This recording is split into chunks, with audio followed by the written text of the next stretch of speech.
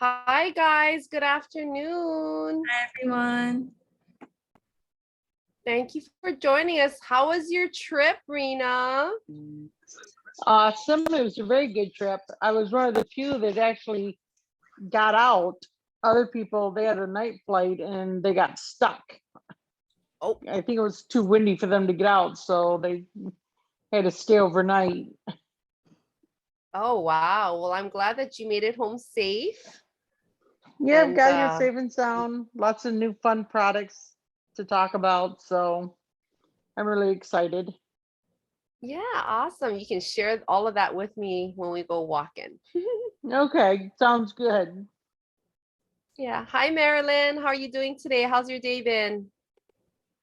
It's been good. I'm Feeling excited for better? tonight. Yeah, thank you. I Feeling love better. that picture. Oh, thanks.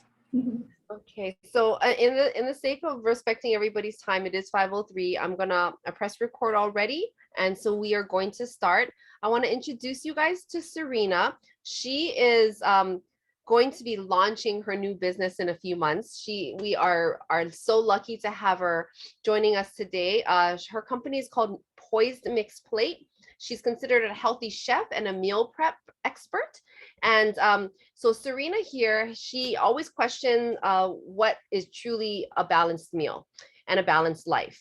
And balance has been important to her, especially when it comes to food.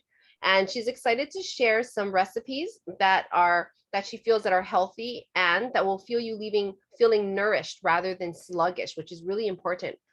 She's looking forward to getting herself back in balance as well while helping others do the same. And she's wishing everybody an amazing, healthy future. So Yes. without further ado, I want to introduce you guys to Serena. Hi, guys. Hi, Rena and Marilyn. Um, I'm just going to pretty much touch bases, pretty much of my own experience, my health issues, what I've had to gone through, and maybe you could relate and maybe it could help you. So when I was in high school, I kind of dealt with PCOS, which is an imbalance of the hormones. It can cause very bad pain in your ovaries, in your uterus, and all that kind of stuff. And I kind of went cold turkey. I went vegan for about 2 years. I went vegetarian about 4 years. I did a bunch of weird diets and a bunch of that stuff, but I found a lot of key things to help me heal myself and make me feel better without extra use of doctors and stuff like that. So the first thing I want to get into is meal prepping. I know when you kind of transition your lifestyle to a healthy diet, cooking can be hard, especially if you're a mother. I don't know if any of you are mothers, but I'm not, but I've seen it and I don't think it's easy to be cooking. So meal prep is key. If you're worried about money, I want you to make sure that you're shopping in season. So a bunch of your veggies, your well, not really meats, but choosing cheap quality meats, organic mainly, and kind of keeping everything simple. That way it doesn't stress you out or interfere too much in your busy lives. So pretty much when you're meal prepping, you kind of want to choose something that you're okay with eating every single day for a week or 5 days or however long you kind of want to keep up with it. So finding a grain. So rice, I choose rice. I love rice. It's not as bad as everyone thinks, but I love rice, whether you want to go brown rice, white rice, whatever you like. So choosing white rice, that'll be my main grain. For a protein source, if you're okay with eating chicken for an entire week, if you're okay with eating tofu for an entire week or chickpeas, you want to cook that, make it plain, keep that in a container in the fridge. That way you won't have too much dishes. So you won't be using like 7, containers. That way you don't have too much dishes. You can worry about other things. So you will have one big container of your grains, one big container of plain chickpeas, whatever protein you choose, and then a side dish. I just want to keep that simple. So whether it's like cucumber kimchi, which is also good for your health, I recommend that. That helped me a lot.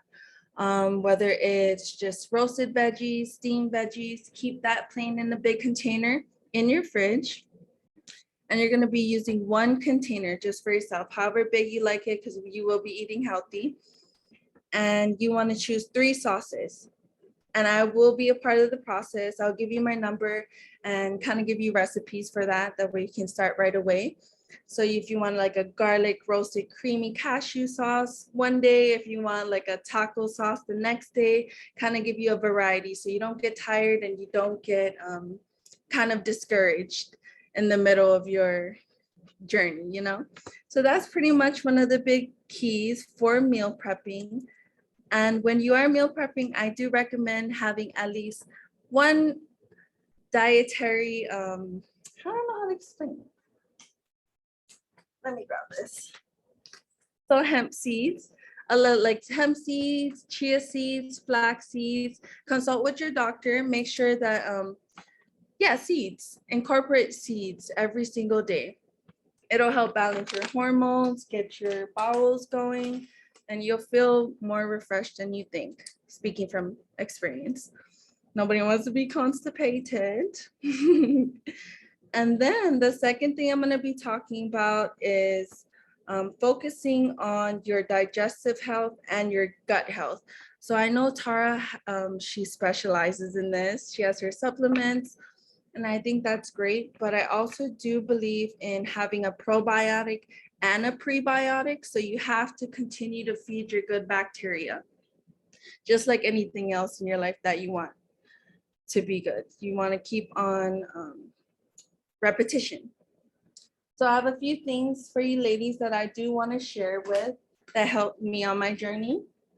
And I think you guys will be pretty familiar with it, which is nori. So if you guys want to jot that down, that it's a really satisfying snack. It tastes good if you're into that. And this is kind of a big one, coconut flour. I don't know if you can see that. But any kind of coconut flour, just check the ingredients, make sure it's just from coconuts, no other additives, all that weird sugary thing or whatever. Coconut flour has a lot of fiber. So when you are focusing on your gut health, you want to make sure that you're feeding your good bacteria, and coconut flour is a great way. If you want to thicken up stews rather than using regular flour, which is pretty much sugar, in my opinion, it's just not good. It'll make you inflamed and sluggish, tired, weary, all that kind of stuff. Coconut flour also has protein, so it can leave you satisfied, and you'll notice you won't be eating too much. That's what I noticed. After maybe 2 weeks in, I noticed like, whoa, I can't even finish my meal from my meal prep, you know? Or if I finish it, I'm done. I am full. I'm satisfied for a couple hours. So that's a good thing. And if you're anemic, or if you have any, hi Chelsea, if you're anemic or if you have any iron issues, coconut flour is also good for enhancing your iron intake. And hemp seeds also, it's very healthy. It has omega-3s. I don't know if anyone is vegan or vegetarian, but this definitely helped me for my brain. You have clear thinking, helps with your bowel movements, zinc, folate, all that good stuff. It's all listed in the back. And another thing I do recommend eating is miso. So I use this brand. Oh, I don't know why it's not showing. But yeah, miso. It is fermented. So on your journey, when you're taking Tara's products and you wanna support that and enhance that, I do recommend eating a lot of fermented products. Basically, it helps keep your gut health in check. It keeps it on the right track, because you can easily spiral down, or you can kind of feel the changes when you're not incorporating this. So when you do, you want to make sure you do consult your doctor. It is high in sodium. So I'm not too sure if some people have high blood pressure or anything, but make sure you consult with your doctor for intaking any fermented foods like kimchi, natto, gochujang, miso. It's medicine. It's medicine.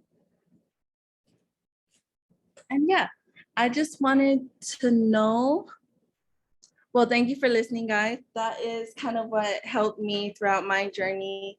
Those little tips and additions to my diet. I will be sending it in the text. That way you guys can get some for yourselves. But I do want to know if anyone has any allergic restrictions or diet restrictions, because I will be cooking on the 28th.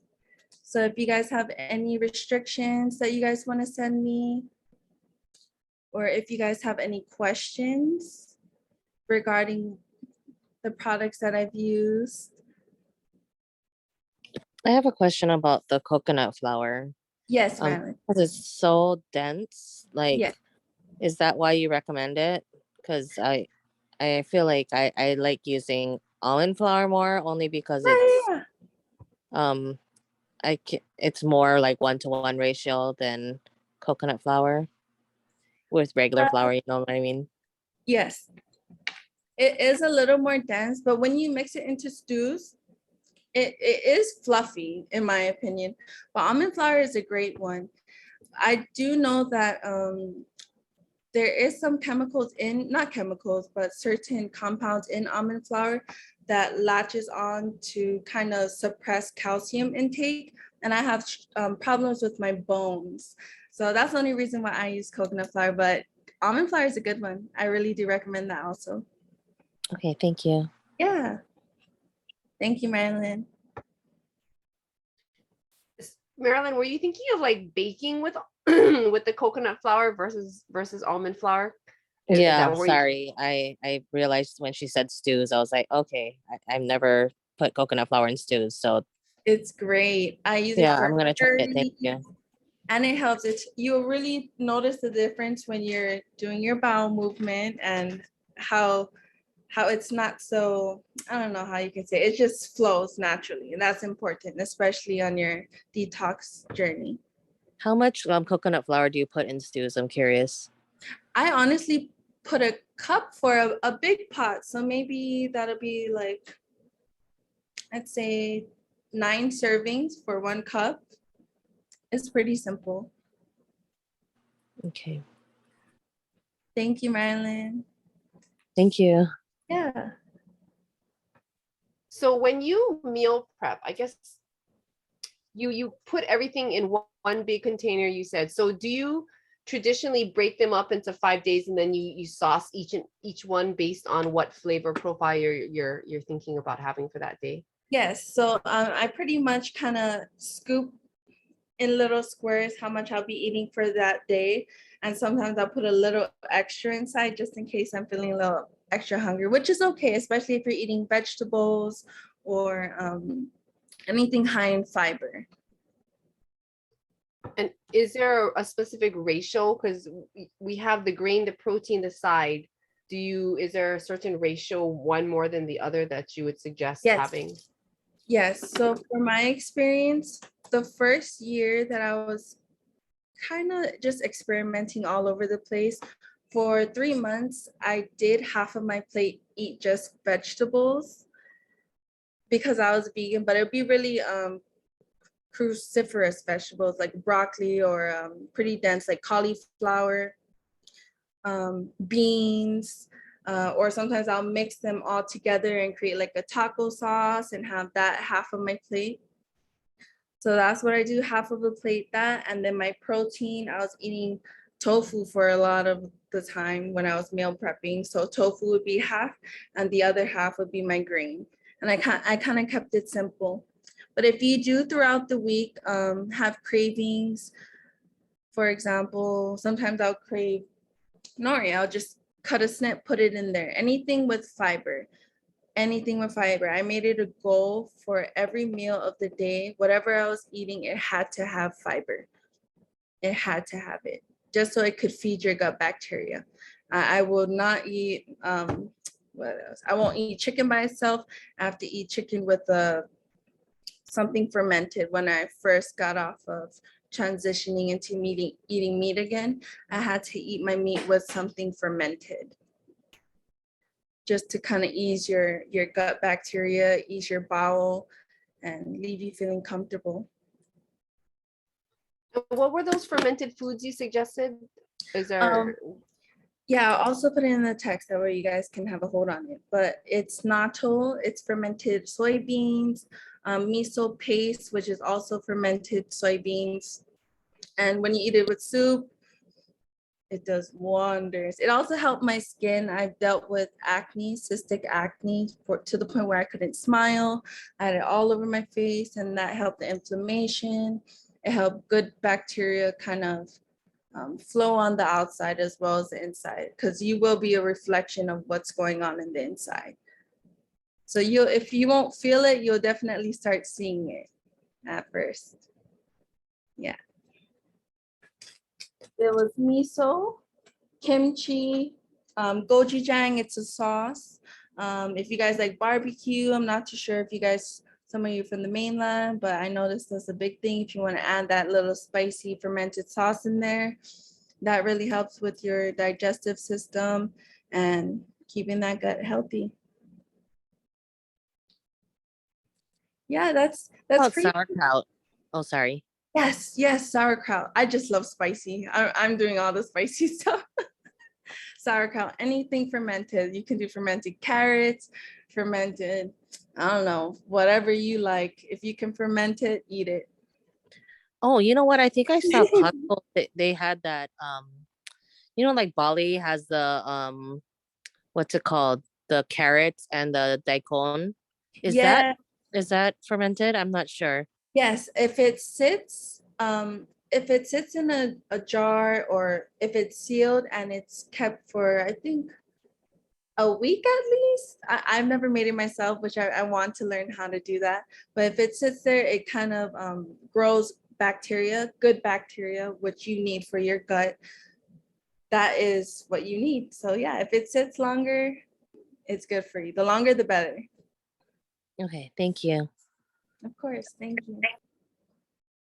Chelsea, I think, what have you heard so far? I want this to be very I want to make sure that you heard everything as well. So if you have any questions or anything I could help you with as a woman, hormones, whatever you guys like to eat, I will be cooking on the 28th. So I want to accommodate everyone and make sure you guys have a recipe you like. Make sure nobody's allergic to anything. Yeah, We everything have, sounds great. yeah, we have 10 minutes. We can discuss that since there's 4 of us here. Do you Yeah, guys of have any ideas? Do you want to throw out some suggestions and then we do thumbs up, thumbs down kind of thing? Like, what do you guys think? Yeah. Sounds Yeah. good. So Serena, do you want to throw out some things that you can make and then we'll be like, "Ooh, that sounds good," or Yeah, so I was gonna just make a simple balanced poised plate for you guys, and a dessert, because everyone needs dessert, especially transitioning into a healthy lifestyle. I'm gonna make sure to keep that options available also. So so far, what I have in mind for you ladies is a cashew garlic Alfredo chicken. Or if you guys are vegetarian, we can do chickpeas. It's up to you guys. So I'm gonna leave you guys with 2 options. So it's gonna be chicken Alfredo, vegan. It's gonna be with the cashew sauce, or just a simple taco kind of curry thing. But I'm gonna surprise you guys. I don't wanna give too much, but I'll give you the flavors. So you want creamy, you want spicy?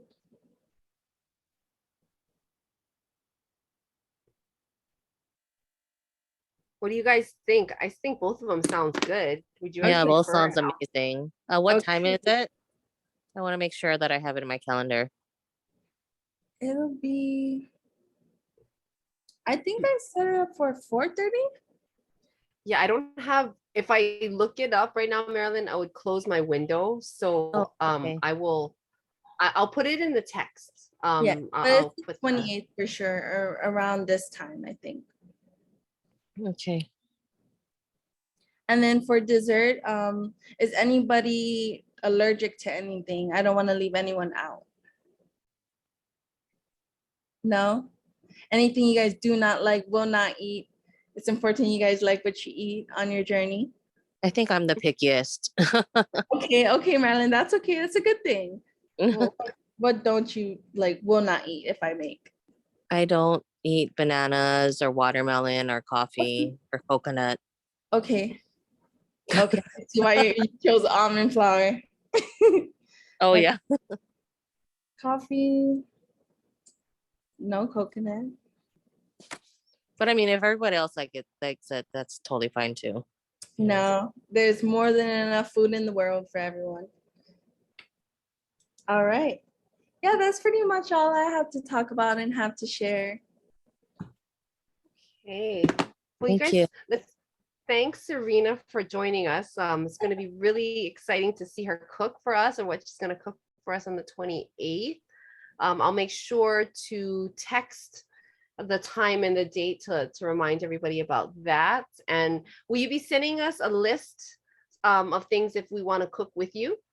Yes, so I'm gonna send you everything you need for the actual recipe. I'm gonna send you everything that I shared, little additions instead of substitutions for your diet. Yeah, that's pretty much what I'm gonna send you guys. And if you guys have any questions, today is my day off. I'm free to answer anything. If you guys need recommendations or a recipe for tonight for your family, let me know. Ooh, feel free to throw it in the chat if you have anything that you Yes, want to say. yes. And welcome, Candies. Candace. So Candace is she's going to be taking on the second part of this segment. She is actually her son and my son Kobe went to school together, or still going to school together, and she's an amazing woman. And we've been on this child journey as well as this health journey. I recently jumped on the health journey. However, she's been on this amazing health journey for a while now, and I want to read you her bio real quick. Let's see. Sorry, here we go. Okay, so Candace, it's a new year with renewed opportunities to take a conscious approach to healthy living, island style. Celebrated for her unstoppable ambition and immense commitment to multi-dynamic excellence, Candes Gentry, endurance athlete, MBA business leader, recording artist, philanthropist, Miss Hawaii, and best of all, mother to 9-year-old son poet, has added cookbook author to her legacy with the release of Eat Pono. It's available for pre-order, paperback, and Kindle. Is this on Amazon? Apple Books, Amazon, and Barnes and Nobles. Eat Pono is self-published under Gentry's own label, Poetic Productions, and you can follow her at Eat Pono on Instagram for more vibrant inspiration, healthy tips, and more. So without further ado, I would like you to introduce you to Miss Candace, and she's going to take it away. She's going to show you an amazing recipe from her cookbook. And at the end of this, there's going to be a surprise. So just stay tuned. Take it away, Candace. Hey, thank you so much, Cara. This is like just such a pleasure to be here. And I'm super honored to be able to share our family journey with you. The cookbook was sort of the result of 2 years at home with pandemic, like many of you working moms and professionals, just trying to make the most every day and put meals on the table and make sure that we are feeding our families nutritiously. So the 3 principles of the Eat Pono are to source local, eat nutritiously, and live sustainably. And so when Tara asked me if I wanted to participate in your wellness journey, I said, absolutely. And I don't know all of you personally, but Marilyn and I were in school together 25 years ago. Hi! In high school. So it's just amazing how Hawaii is such a close-knit community, and there are just so few layers of separation between us. So I know that I just recently heard some of the food preferences, and please don't shy away from Eat Pono. These are things that we like to eat in the book. Here's a cover of the book so you can kind of see. It's super bright and colorful, and there's lots of healthy, easy recipes. Like Tara said, I'm a mom of a 9-year-old, and my sister has 4 children, and my mom and my partner. So most nights we have about 7 people at the dinner table, and I usually have no more than 30 minutes to prepare dinner. So that's why a lot of the recipes are just very simple, like 5 to 10 ingredients max. And a lot of the recipes in the book use the same ingredients. So it's easy. I know you guys were talking about meal prep earlier, and sort of just like having your pantry and your refrigerator, just sort of like taking the guesswork out of grocery shopping and planning for the week.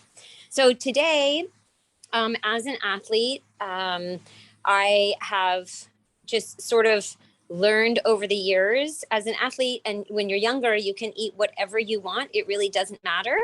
And as I am aging, and as my son started to come home asking me questions about what was in our food and why we ate certain things, I realize more and more that food is a fuel, and that it helps us to maintain not only our sort of our balance, but our mind, body, and soul balance. And so a lot of what we eat goes straight to our gut and affects us emotionally. So it's really important to make sure that we are putting in healthy, nutritious things. So today I'm going to share with you 2 recipes from the book.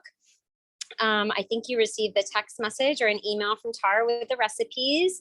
If not, they'll be followed up afterwards. And they are both breakfast recipes because, as many of you may have heard and know, breakfast is the most important meal of the day. I know a lot of people are really busy. They grab a cup of coffee and go. I grab a cup of coffee, I go, and I take my breakfast with me. So today I'm going to share with you 2 of the things that I take with me and that I have pre-made in the refrigerator for my son, so that I don't have to spend a half an hour creating breakfast and cleaning it for him. We do meal prep usually on Sundays. And today I'm just going to share with you the basics, but then whatever you get inspired with, feel free, like taste-wise, to add or substitute to the recipes. So here we go. I'm switching. Is this awkward if I go sideways like that? Okay. I set up a little kitchen here. Are you too far, or can you see what I'm doing? You're good? Okay, great. Okay, so the first recipe we're going to do is overnight oats. And I don't know if any of you have tried that before, but what I love about it is it's like really super simple and easy. And there are so many health benefits to oats. They help to lower your cholesterol. They help to satiate you. It is a carbohydrate, which is a complex carbohydrate. So it stays in your body a lot longer. So you avoid having the ups and downs, and you don't really crash and it, from the ups and downs of like a lot of the sugars, of the simple sugars. And so throughout the book, we choose not to use refined sugars. We choose to use more natural sweeteners. Anything that usually comes in a packet and in a powder form, I tell my son that's probably not the best choice to be making because it's been processed. And that was a bad idea because then he stopped eating everything in packages for about 2 years because he thought they had no nutritional value. So now we've sort of come back to a happy medium. And he understands sort of like what to look for. He's learned to read labels, so he knows what he's putting into his body, and he helps me to stay on track as well. So I don't know if any of you are planning to cook with me, but we are going to start with overnight oats, and I like to make it super, super simple. So I have a lot of mason jars at home. We actually use these for drinking water. I think it's maybe like $15 for 12 of them. And so there are water glasses, there are food storage containers, they are our breakfast containers. Like we use them literally for everything. And you can bake in them, you can put them in the dishwasher. They're fantastic. And then you can get some sort of top. The metal ones usually rest here. So I have a reusable plastic top.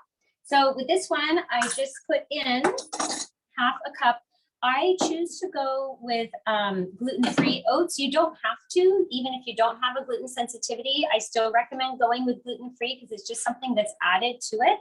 And it's not really necessary in your diet. And there's gluten in so many things that it sort of like overwhelms our body. So a lot of people end up with a lot of health issues based on that. So gluten or no gluten, the oats are naturally gluten-free, but what they do is they oftentimes dust them with gluten. So it's not that it's in the oats, it's that it's dusted with it. So if you just look for the gluten-free ones, And then I just put it right here into the mason jar. Now, I like to make multiple servings in one so that I have it throughout the week. And so today I'm just going to do a full cup of the oats. And then I take my organic unsweetened almond milk. I always get unsweetened. There's so many hidden sugars in things.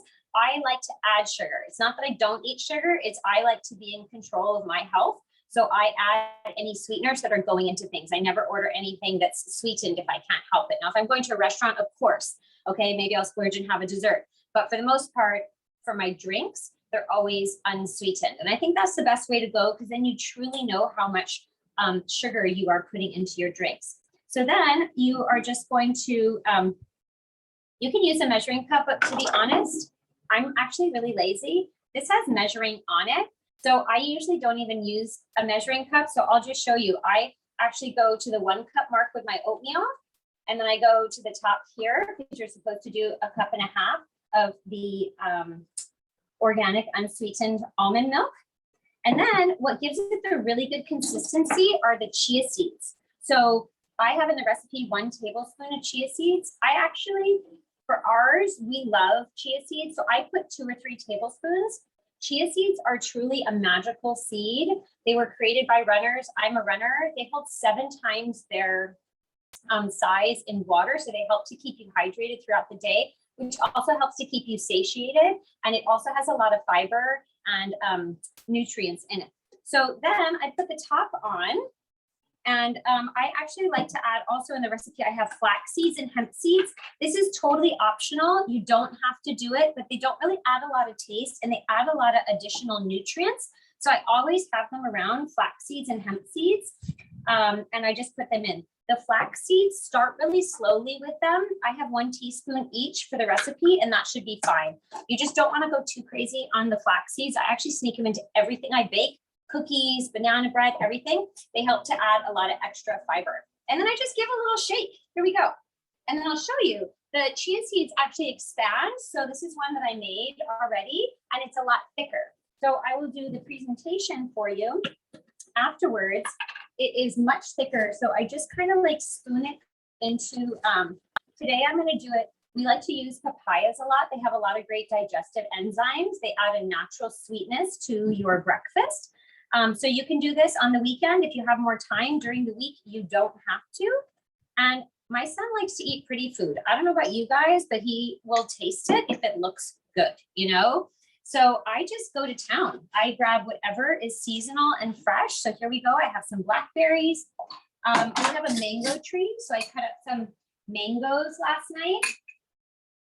And that is my 5-minute breakfast. So it's super yummy, super delicious, and you will not need anything else until lunchtime. Although I do like to graze. So I generally eat at, I have a little bit at 6, and then I have a little bit around like 9. I eat again at noon, I eat again at 3, and then I eat again at 6. If you ask me to go from lunch to dinner, I'll die. I have to go for like a brownie or, you know, a Snickers bar or something, and I don't want to do that. And so what I do is I always have healthy food available, even if they are like packaged snacks or something that don't, you know, that I've pre-selected that I have available that I can pick and choose, or I cut up apple slices or celery slices that I can have. And I snack when Poet snacks. So when I pick him up from school, he's hungry. I hear him crunching. I want to eat something. So we snack together in the car on the drive home.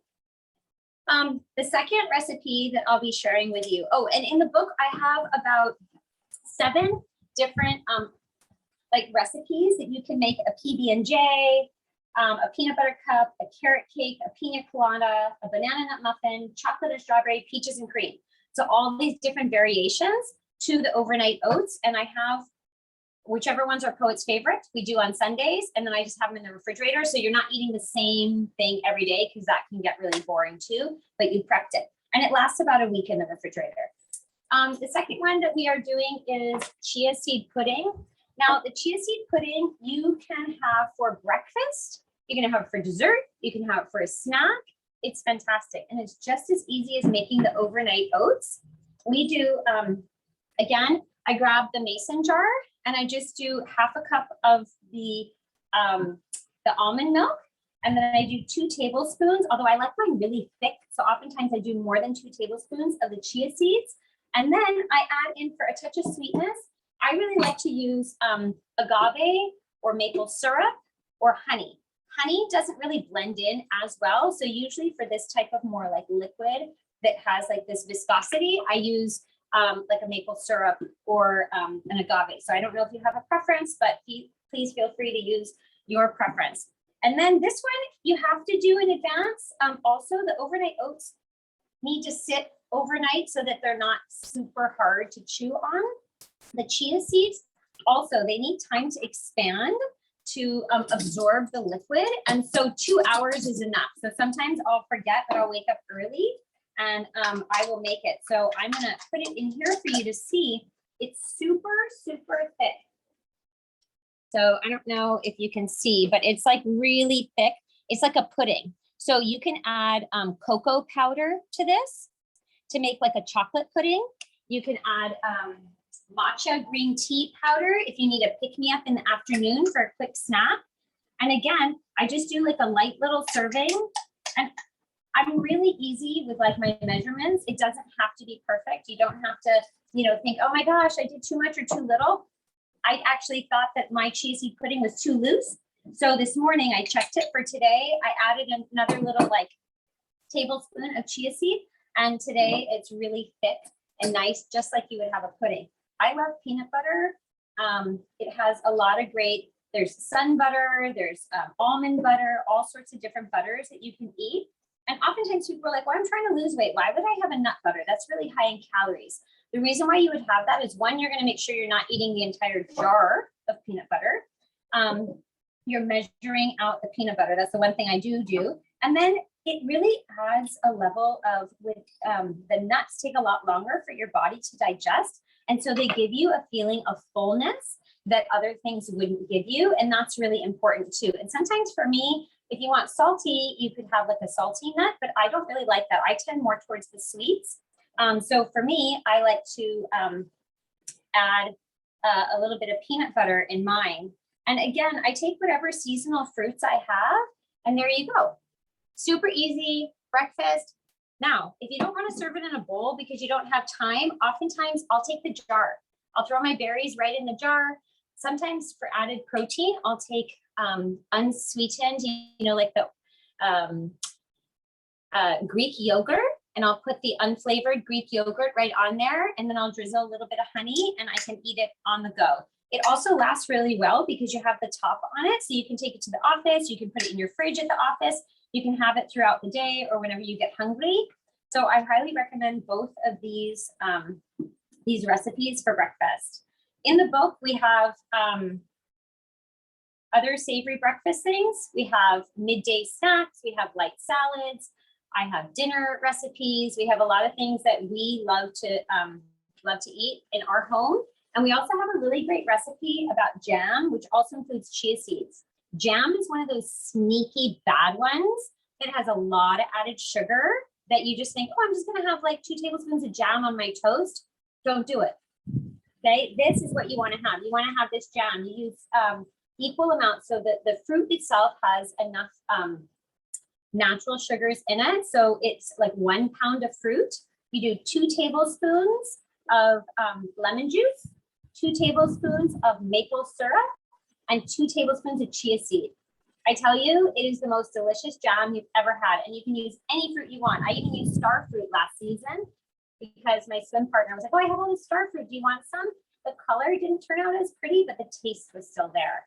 But usually with raspberries, strawberries, all those types are really great. So sometimes I'll take my homemade jam. It only takes 10 minutes to make, by the way. So that's like another plus. You made homemade jam. Oftentimes I'll use fruits that look like they're about to turn in my freezer. Like we go to Costco a lot, so I buy a lot of fresh berries. And I'm like, oh my gosh, I couldn't eat all my berries. I either freeze them for smoothies or I throw them directly in the jam. You can also use frozen berries for the jam as well. So just finding ways to be, and that's, kind of when I talk about being sustainable, those are things that we're talking about. It's making sure we don't have a lot of food waste. I think that's really important when we're looking at our planet and what's happening with, all of our food scraps and everything. So through the pandemic, we actually got chickens because we needed something to do with all of our food scraps. So now we have fresh eggs, which is awesome. It's a little bit of a maintenance upkeep to take care of the chickens, but it's also really fun because we didn't have pets. So we have chickens that eat all our food scraps, and then they take care of the yard.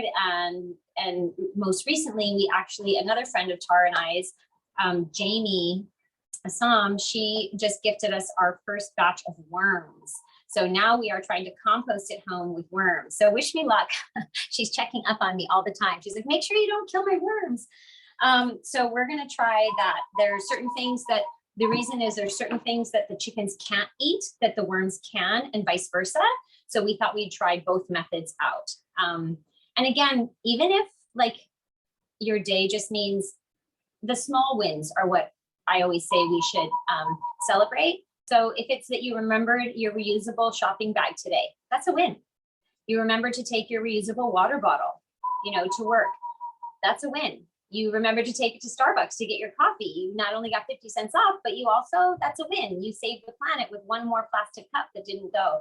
So the book talks a lot about that too. It's just being kind to yourself, setting realistic goals, not setting goals that, as an athlete, I never say, I never look to like, oh, in 5 years, this is where I want to be. It's always little goals and little steps along the way. And I think that, all of us learn the most through our struggles and our failures as well. And so someone told me something the other day. I set out for this incredible run adventure. I ran from Hilo and I hoped to make it to the top of Mauna Kea because I summited Haleakala like that last year. And I only made it to the visitor center and I felt really bad. I felt like I hadn't accomplished my goal. And he helped me see that. He said, if you set goals that you're accomplishing all the time, he said, you're not setting your goals high enough. And so that really helped to put things in perspective for me, because I said, oh, that's great. I challenged myself enough that maybe this time I failed, but maybe next time I won't. Or maybe I have to learn to readjust my goals as I'm going. So that day I readjusted my goal and said, I'm just going to make it to the visitor center. It's okay if I don't make it to the summit. And I felt good about my accomplishment. So it's just little things like that. I think that when we're talking about health, this is a daily commitment and it becomes a lifestyle. It's easier to do once you've created the habits. So I just, I thank you all. I'm happy to answer any questions you may have. And I hope that you will try the recipes. They're super simple, very basic, nothing new, nothing, but they're yummy. And, I believe that if you commit to something and try it after 3 weeks, you'll know, does this work for me? Does this not work for me?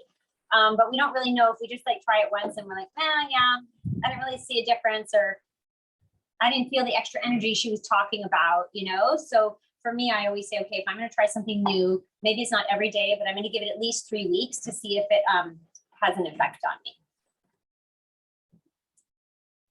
I love that. Thank you so much, Candace. And so the little surprise that we were just talking about, Candace is actually going to be gifting one of you with a cookbook, a free cookbook. So Yeah. there are a few things that she's asking for you guys to do to enter, and I'm going to be texting that to you guys, and then I'll also put it into the email because I do know I owe you guys a few videos. So basically all it is like us on Facebook. So on Facebook it's Eat Pono, and then on Instagram at Eat Pono, and then my page is the Me Factory. So I'll let you guys know all about that and then send us a message on her platform and tell her why you want to win. What's important to you? Why you want the cookbook? And then we will announce the winner and let you guys know who won the cookbook. Thank Do you you. guys have any questions for Candace? She did an amazing job, didn't she? Thank you. Well, Yes, thank you everything so looks much. delicious. Thank you, Candace.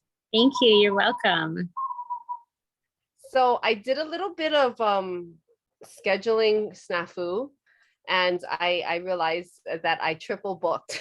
So Chelsie is here as well to talk about food prep and stuff. So Candace, I know you have something to do. It's totally up to you if you want to stay and join us and listen to the last 10-15 minutes of this. However, Chelsea's going to be going into food prep. I'm sorry, it's food prep and what else? I'm sorry, Food journaling and mindful eating habits.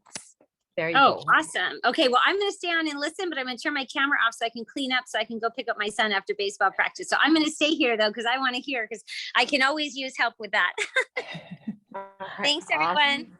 Thank you so much. Okay, so let Thanks, me Candace. read about Chelsie real quick. So Chelsie Ahue is a fitness and nutritional coach and founder of Joyful Strength. She was born and raised in Kauai and currently resides on Oahu with her husband, Jaden. Her love for health and fitness all started in high school. She was a track sprinter. So her and Candace have something in common. She discovered a passion for lifting weights and found balance with her eating habits. Her track coach would tell her, take care of your body and your body will take care of you. That phrase still sticks with her today. Since creating Joyful Strength in June of 2020, she's helped 75 plus healthcare workers, teachers, stay-at-home moms, and entrepreneurs feel energized, confident, and build strength through her online holistic program. These are the 4 keys that made it possible: daily movement, nutrition habits, accountability, and mindset. So take it away, Chelsie. Awesome. Thank you, Tara, Candace, Serena, and Marilyn, and Rena. It's so nice to see you folks. Tara, could I have the share screen option? Thank you. Okay, thank you for that.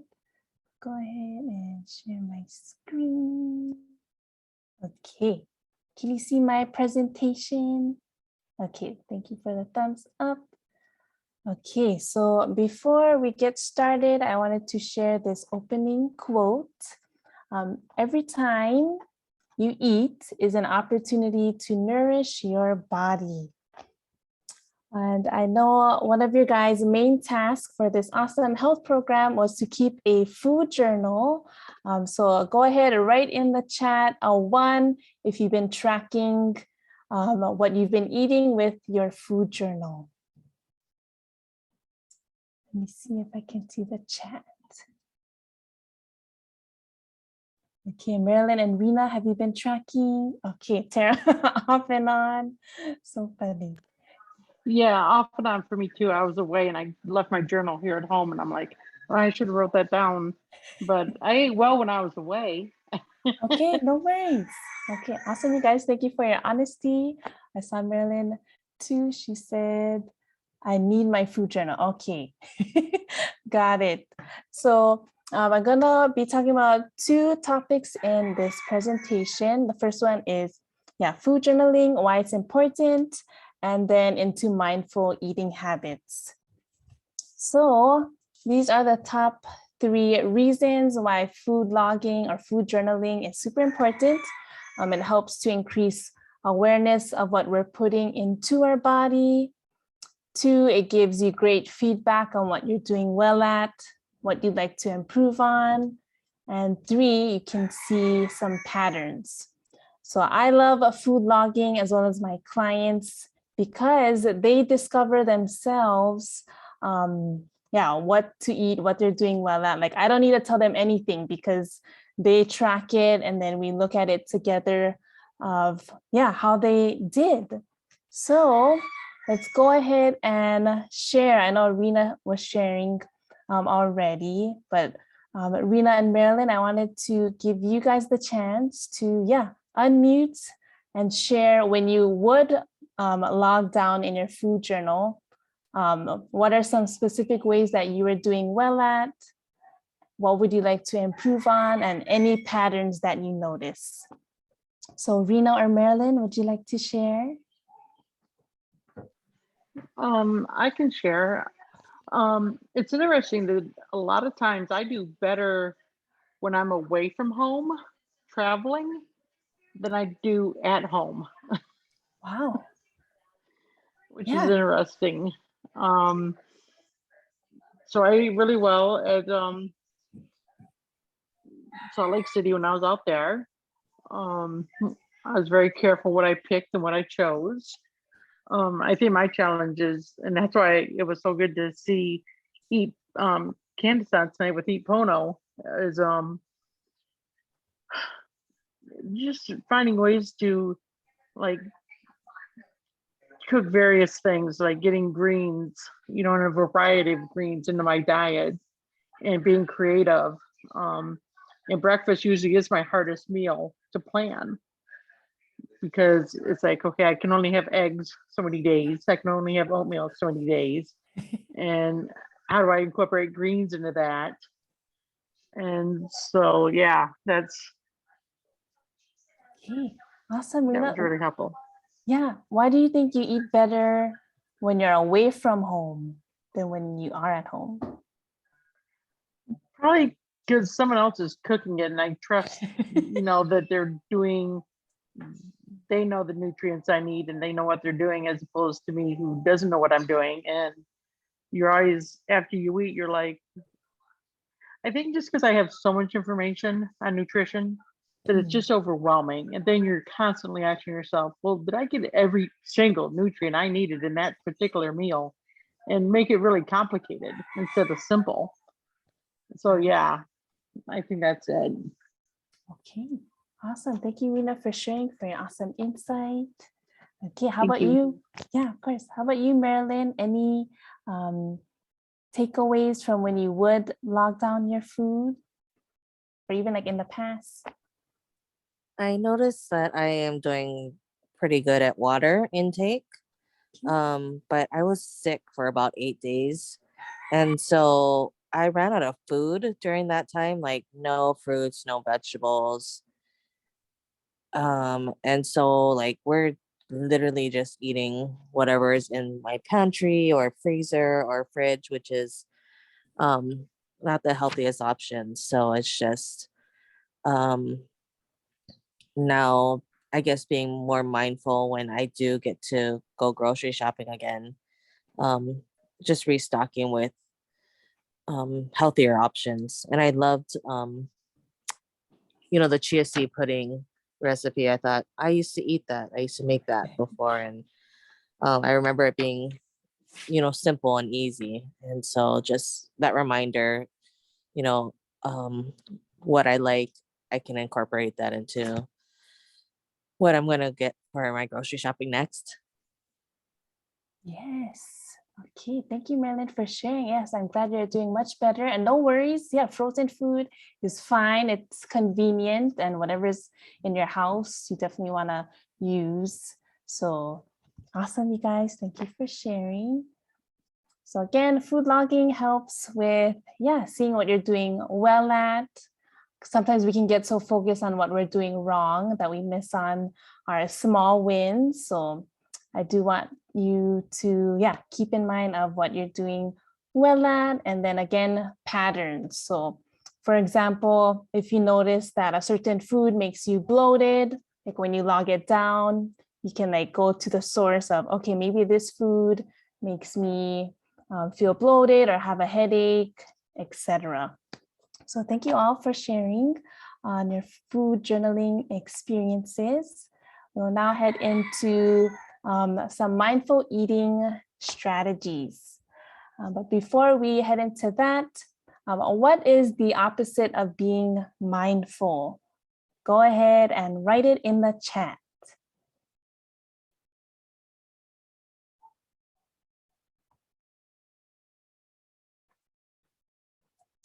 Okay. Tara picking out. Okay, Rena absent. Yes. Yeah. So mindless is the opposite of being mindful. This is some examples of mindless eating. Number one, eating food just because it's there or we see it. Two, eating with distractions, like scrolling on our phones, working on our laptop, watching TV or Netflix. Three, eating when we're not actually hungry. This is emotional eating. And four, rushing to eat due to having a short time frame. So which one do you resonate with? 1, 2, 3, or 4, or all of the above? Write it in the chat. Oh, there are 4. Okay. Rushing to eat. Got it. Marilyn, 1. Okay, eating food just because it's there. Yeah, when we see it in our house, it'll most likely be eaten. So thank you for sharing. Rena, 2. Okay, eating with distractions. Yes, I'm working on that as well. So thank you all for sharing. Now we'll head into the opposite of being mindless, which is mindful. So here are 4 specific eating strategies that we can implement daily. The first one is to pay attention to your body and hunger cues. I'm sure you guys have heard, oh, just listen to your body. And when I first heard this, I was like, what the heck does that even mean? Well, we can start with your body cues. So our body is always communicating with us on a daily basis. For example, when we're hungry, like if our stomach is growling, if we're like shaky, if we have a headache, if we feel full or content, like our body is always giving us signals. So it's up to us to stop and listen. So these are some powerful questions that you can ask yourself before eating a meal or a snack. The first one is, what am I feeling, doing, or thinking? The second one is, am I emotionally responding? Like, am I bored, sad, hungry, etc.? And the last one is, am I actually hungry? And to add on to the last question, you can ask yourself, oh, am I so hungry that I can eat chicken, broccoli, and rice? If you're not, then if you're not craving for chicken, broccoli, and rice, you're most likely not hungry and just having certain cravings or just emotionally responding. So again, if you don't feel like eating chicken, broccoli, and rice at that moment, then maybe you're not actually hungry. So again, these are some powerful reflection questions. I know it's easier said than done, but when we actually pause, listen to what our body is telling us, then we can respond appropriately. So that is the first mindful eating strategy. The second one is to eat without distraction. So just you and the meal and snack, like this rabbit in the corner. It's just eating the carrot with no phone, no computer. I know it is tempting to want to do work and eat at the same time, but when we do so, we can overeat. It can lead to bloating because we're not actually chewing our food. So eating without distractions, has lots of benefits. Can help us feel fuller longer, feel less bloated because we're actually chewing our food good, can savor the flavor, etc. So even if you have a small amount of time to eat, like 10 minutes, you can still eat slowly in that 10 minutes. Like put your utensil down in between bites. And if you still have some left over, you can eat it later for when you can eat again. So this can help you lessen the amount of time on your electronics and helps with eating slowly. Okay, the third mindful eating strategy is to know your red, yellow, and green foods. So this is a fun go-to organized list of what foods work best for you and what foods don't. I know Marilyn mentioned about grocery shopping earlier. This list can help you when you're feeling stuck on what to buy at the store. So if you have a piece of paper, you can have 3 columns. You'll put red, yellow, and green. And then we'll go over each column together and we can share in the chat. The first column is a green light. So this means go for it. These are foods that you like, that digest well for you, that support your goals, and you can eat them moderately and sanely. So again, this red, yellow, green light is based on the traffic light system. So for example, a green light food for me is baked salmon. How about for you? Go ahead and write it in the chat. What's a food that you like, that digests well, that supports your goals, that you can eat moderately and sanely?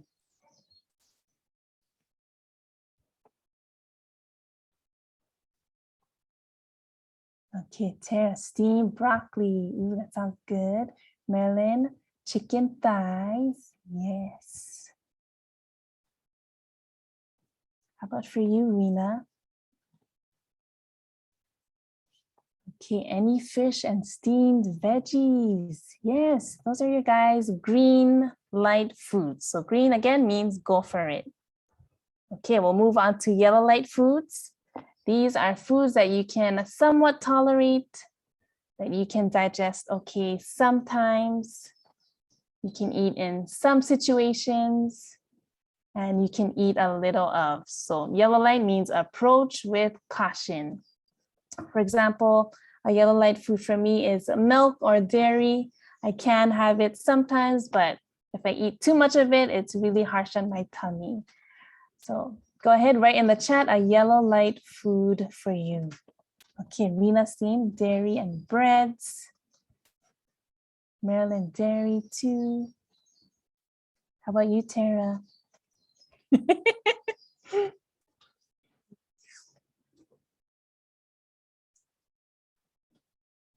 Not sure. Okay, no worries. Yeah, you can think on it. No worries. Okay, moving on to red light. These are foods that you dislike, that don't digest or tolerate well, that don't support your goals, and you can't eat moderately and sanely. So red light means no go, or at least very rarely. For me, a red light food would have to be potato chips.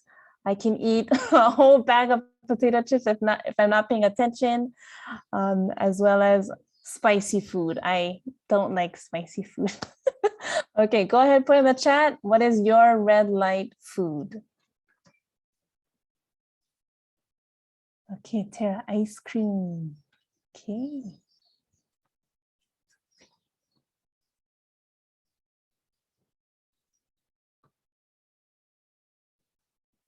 Anyone else? Rena, Marilyn, red light food. Sorry, I do see you guys typing. Okay, Marilyn, I can't do bell peppers or olives. I have to watch potato chips or French fries. Okay.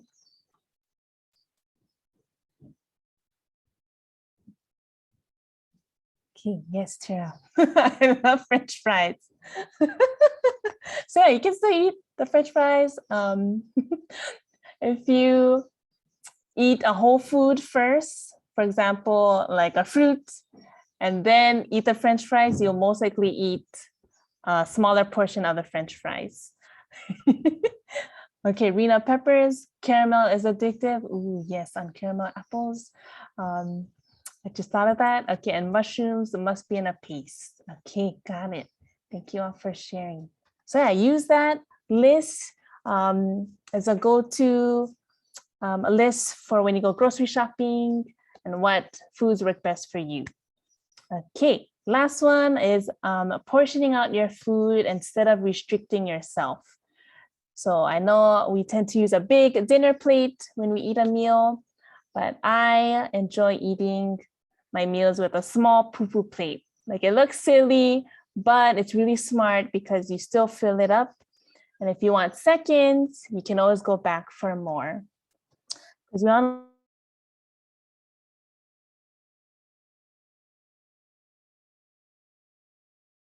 go ahead and use a small plate. Okay, so there you have it. We got these 4 mindful eating strategies. Which one would you like to focus on? Go ahead and put it in the chat. 1, 2, 3, or 4. I know our mentality can be all or nothing with all of the knowledge that we have now, that we've learned, but I do encourage you to 4. And then as you master one, you can stack on the habits. So which one would you like to focus on in the next few weeks? Go ahead, write it in the chat.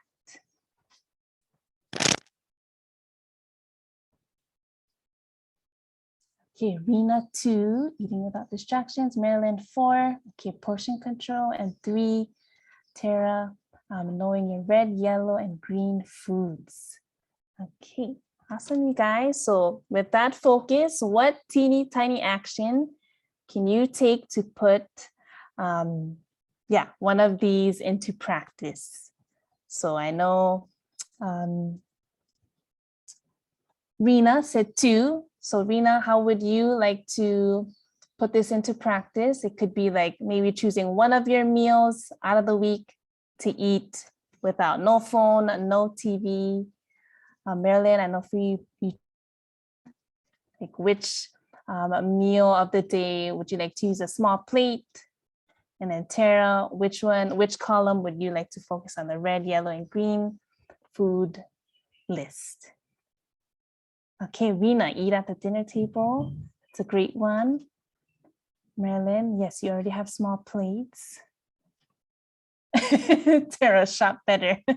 Okay, so yeah, again, teeny tiny actions, done consistently leads into compounding results if they're practiced daily.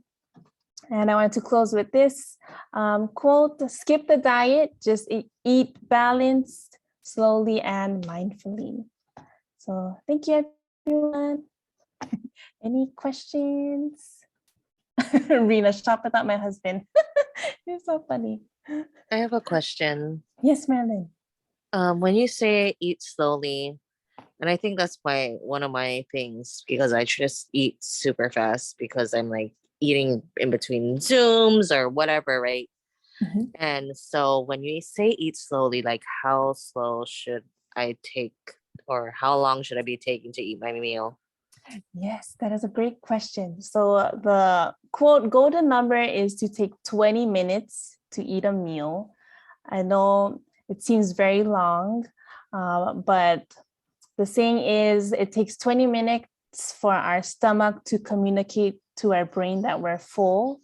So if we eat faster than that, then that's when we can feel super overstuffed and full if we eat faster than 20 minutes. So yeah, 20 minutes is the golden number. You can test it out by timing yourself with one meal either today or tomorrow, just to give you feedback on how well you're doing. Like just start the timer when you're eating and then stop it when you finish, and then you'll see how fast you eat. But yeah, it is easier said than done. But some ways to help is to use chopsticks, use your non-dominant hand, put your utensil down in between bites, and then yeah, no distractions. So did that answer your question? Thank you. Okay, you're welcome, Marilyn. Yeah, Marilyn, just so you know, I'm probably the slowest eater ever. When I was little, my mom was the only one left at the table still waiting for me to finish. So But cute. I literally chew until it's almost into a liquid form. And they say you should chew as much of your food as you can before swallowing. So that's what I try and do. But then, like you said, it's hard for people that are going from meeting to meeting and trying to eat fast. Yes. So I just kind of get myself into a mindful state of thinking when I'm eating, and just Diana actually gave me a good idea. She goes, savor every time you take a bite and really enjoy the flavor of the food. She goes, and that actually will slow you down, which I thought was pretty cool. Yes, thank you, Rena, for that insight. Yeah, if you think of food like as a person, like your relationship with food, like when we are always rushing, like what does that say with our relationship with food if it were a person? Like if we want to spend quality time with someone, we like have no distractions, we slow down. But yeah, just try it out for at least one meal, either this week or next week, and then see how it goes. I just like eating my food like ridiculously hot, and I get mad Oh, when it cools down. And I'm like, oh, shucks. I want to enjoy every bite of it hot. You know what I mean? Got it. Yes. Yeah. Yeah, that makes sense. So what happens when the food gets cold? Do you stop eating it? No, I eat so fast, Tara. Like, it's ridiculous.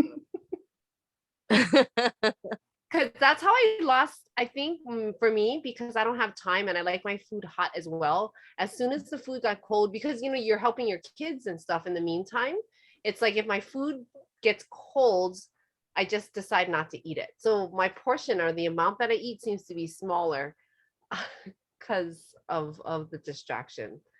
So I don't know if, yeah.